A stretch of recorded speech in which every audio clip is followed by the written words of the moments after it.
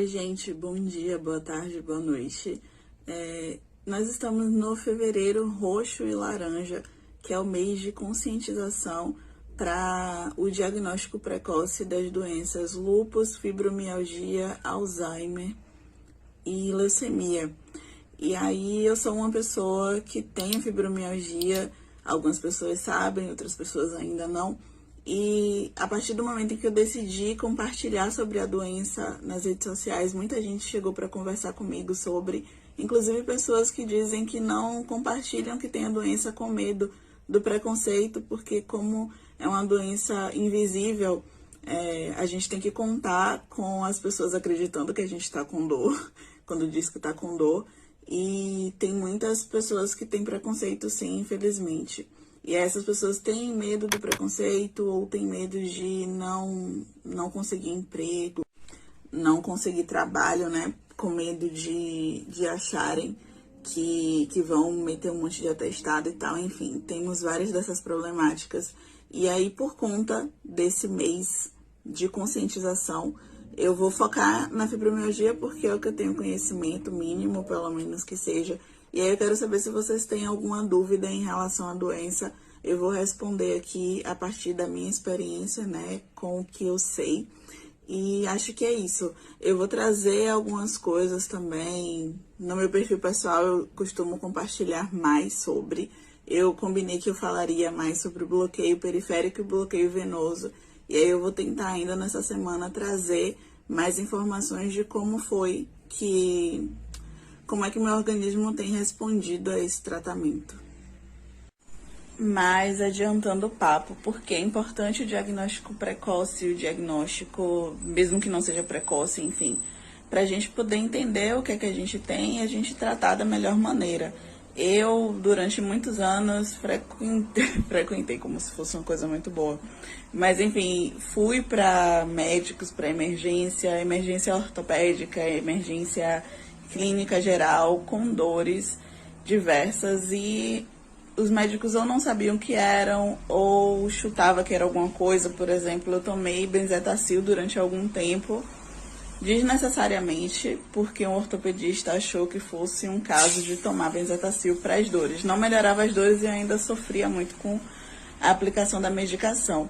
E aí, a partir do momento em que eu descobri que eu tenho fibromialgia, eu comecei a tratar e a melhorar os sintomas. Atualmente eu tô em crise, mas é por coisas da vida, né? O emocional influencia muito nas dores. É isso. Fibromialgia é uma doença crônica, causa principalmente muitas dores difusas, e essas dores são muito influenciadas pelo emocional. Não há cura, mas há tratamento. Tem períodos em que eu tô bem, tô estável, tipo, o nível de dor muito, muito baixo, mas tem épocas em que eu tô com muita dor insuportável. Essa semana eu tô até bem, mas é isso, é importante a gente saber o que a gente tem. Eu vi que é importante eu compartilhar o que eu sinto, para que as pessoas possam, talvez, se questionar se o que elas têm também pode ser uma dor crônica, investigar, enfim. E eu tenho conversado com algumas pessoas que são acadêmicas e que adoeceram dentro da academia, né? Isso é uma temática barril. E aí é isso, eu tô fazendo esses stories para trocar ideia com vocês, para explicar sobre a fibromialgia, caso vocês tenham interesse. Pesquisem sobre a campanha Fevereiro Roxo e Laranja. É importante, mesmo que as pessoas não tenham a doença, que conheçam, saibam como, enfim, acolher as pessoas que têm. E acho que é isso. Acho que por enquanto é isso. Olá! Ontem eu deixei uma caixinha aqui pra gente conversar sobre fibromialgia e vou tentar responder resumidamente as perguntas que surgiram. Então, começando sobre como foi que eu descobri a fibromialgia, quais foram os sintomas que me chamaram a atenção. Como eu falei no story anterior, eu já sentia dores no corpo inteiro há muito tempo. Essas dores eu lembro de sentir mais intensificadas assim no período da graduação. Eu tinha muita enxaqueca, dor nas articulações e tal. E aí eu ia muito para médico para tentar descobrir o que era. Fiz muito raio-x, ultrassonografia e tal. E nunca tinha uma resposta, né? O diagnóstico da fibromialgia é dado por... não é por negação, me veio isso na cabeça. Por eliminação. Quando você faz todos os exames e não dá nada físico, pode ser fibromialgia. E aí, na minha cabeça, eu ficava muito mal, assim, psicologicamente, porque eu pensava, eu tenho uma doença horrível que nenhum médico ainda descobriu o que é, porque essa dor e tal. Enfim, passei esses processos, fiz a graduação, fiz o mestrado, e aí eu percebi que tanto o meu psicológico quanto o meu físico começaram a descer ladeira abaixo quando eu estava no processo de terminar o mestrado, porque aí eu estava terminando o mestrado, estava sem emprego, tendo que fazer bico, na época eu trabalhava com artesanato, aí tinha esse desgaste físico também, de estar fazendo peças, virando noite, preparando aula para dar aula individual na aula de reforço, e aí ainda me preparando para a seleção do doutorado. E a seleção do doutorado para mim foi bem barril de processos de autocobrança, inseguranças, enfim, foi o caos. Mas aí, ok, vamos pular, dar um salto. Passei no doutorado em 2018, veio a pandemia em 2020, ninguém ficou bem psicologicamente no período do isolamento, né, da quarentena na pandemia. No Natal de 2020, eu fiz uma faxina em casa, mesmo estando eu e Rafa isolados, eu fiz as comidinhas de Natal, e aí eu exagerei, tinha a questão emocional, o físico também, que eu me desgastei, fiquei muito tempo em pé, e eu senti uma dor horrível no corpo inteiro. Eu também estava para menstruar, e aí eu senti uma dor horrível no corpo inteiro, eu não conseguia falar, eu só conseguia fazer assim, balançar a cabeça, porque Rafael ficava, você quer ir para o hospital? E aí eu chorava, e dizendo assim, e a gente foi para o hospital e nos exames não deu nada, de novo. Aí a menstruação veio, eu pensei, foi a menstruação, vai passar, porque minha menstruação eu sinto muita cólica, o fluxo é muito forte, enfim. E abrindo esse parênteses, no período pré-menstrual e durante a menstruação, os sintomas da fibromialgia pioram consideravelmente.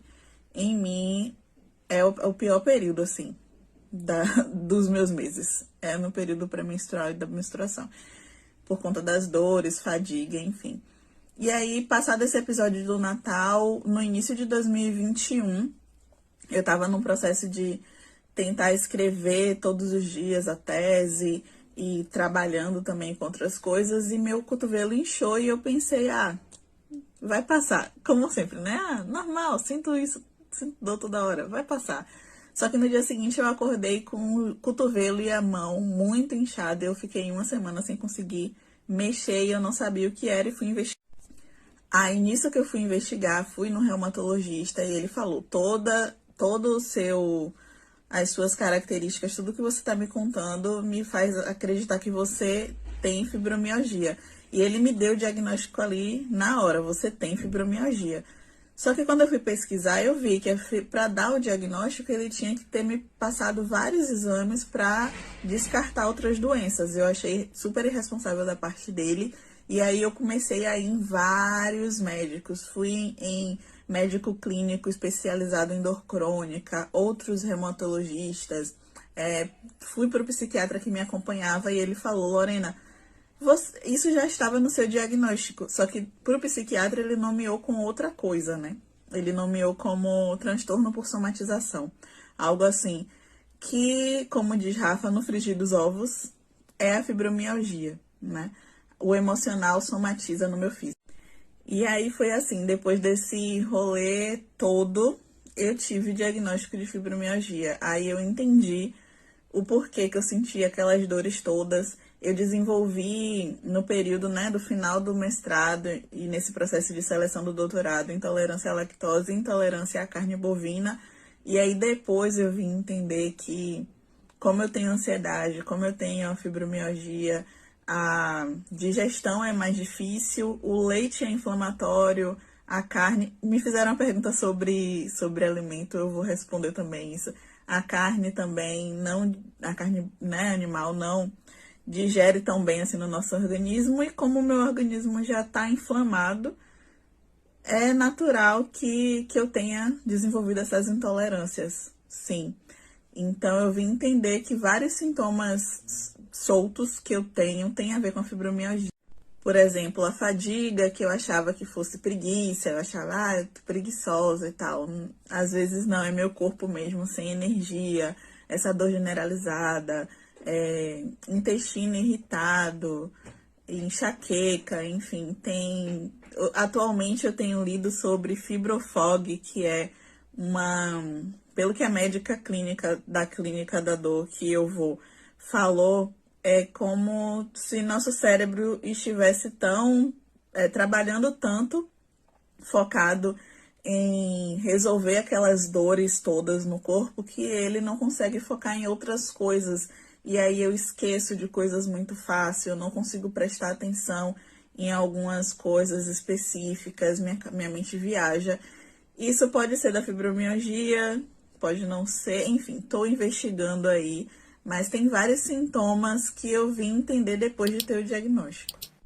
Em relação à alimentação, por conta do que eu expliquei no outro story, eu não posso ingerir leite e derivados e carne bovina ou derivados, porque eu desenvolvi intolerância aos dois alimentos. Eu comia antes, mas hoje em dia não posso mais. E tem algumas coisas que me fazem mal, tipo cafeína, me faz mal porque ataca a ansiedade e a gastrite também. Então tem alguns alimentos assim que eu preciso evitar por conta da ansiedade, porque o emocional influencia muito o físico. Mas fora leite e carne, não tem nada assim que, pelo menos comigo, que seja contraindicado 100% não comer. Algumas outras pessoas já me perguntaram sobre isso em outros momentos e eu fiz algumas pesquisas para entender melhor sobre, e não, a fibromialgia não é considerada uma deficiência. Só que há alguns estados brasileiros em que foram implementadas leis que dão direito à prioridade a pessoas com fibromialgia. Alguns estabelecimentos até têm lá na plaquinha, né, o símbolo, um lacinho roxo que sinaliza prioridade para pessoas com fibromialgia. Aqui em Salvador foi aprovada uma lei que dá prioridade para a gente, mas eu liguei ontem, por exemplo, para a Secretaria de Saúde e não souberam me informar sobre, nem sabiam sobre a lei. Tem um grupo aqui que luta para poder que essa lei seja implementada de fato, que a gente tenha acesso a esses direitos, né? Mas eu vou pesquisar um pouco mais para saber e trazer também informações, né? Mas tem um colar, eu não sei se vocês já viram falar, hoje em dia, né? Tá bem discutido, assim, não sei se é só minha bolha, mas eu vejo muita gente mostrando o colar girassol, o cordão girassol, que é um cordão verde com vários girassóizinhos, assim, e ele identifica as pessoas que têm dores crônicas ou deficiências invisíveis, para que essas pessoas possam ter acesso a algum suporte caso passe mal na rua, por exemplo. Aí tem um crachazinho com o nome, número de contato, um QR Code com o CID, né, da doença, para saber o que a pessoa tem e tal. Eu achei muito bacana, inclusive, essa iniciativa. Pesquisem, vou deixar aqui um story depois para vocês conhecerem um pouco mais sobre essa campanha.